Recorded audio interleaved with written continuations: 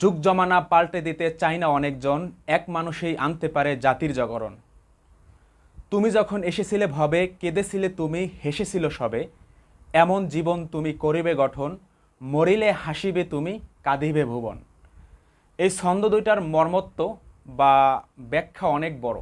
যে বুঝতে পারছে সে আমার ছন্দের শুরুতেই বুঝতে পারছে, যে বুঝতে পারে নাই সে আমার ছন্দ দুইটা বারবার শোনা সত্ত্বেও বুঝতে পারবে না। অর্থাৎ তুমি যখন এসেছিলে ভবে, কেঁদেছিলে তুমি, অর্থাৎ আমি কেঁদেছিলাম, হেসেছিল আমার প্রতিবেশী, আমার বাবা মা, কারণ তাদের একটা সন্তান হয়েছে। অর্থাৎ আমি দুনিয়াতে সুন্দরভাবে এসেছি।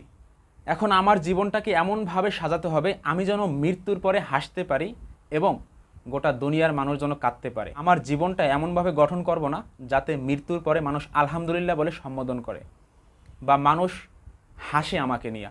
এমন জীবন গঠন করাটা মোটেই ঠিক হবে না।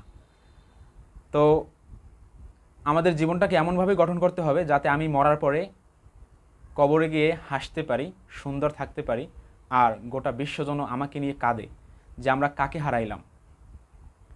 যারা কথাটা বুঝতে পারছেন তাদেরকে ধন্যবাদ, আর যারা বুঝতে পারেন নাই আপনারাও বোঝার চেষ্টা করুন। ধন্যবাদ সবাইকে।